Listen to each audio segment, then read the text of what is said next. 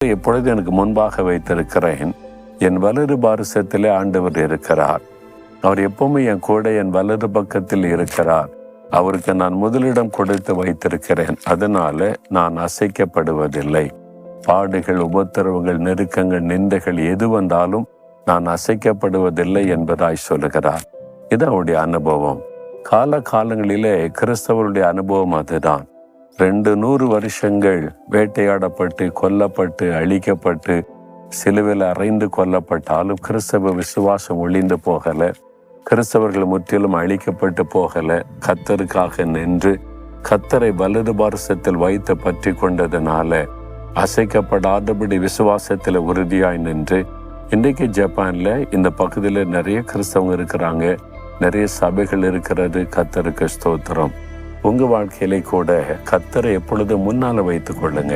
ஆண்டவரே, நான் முன்னால போறேன்,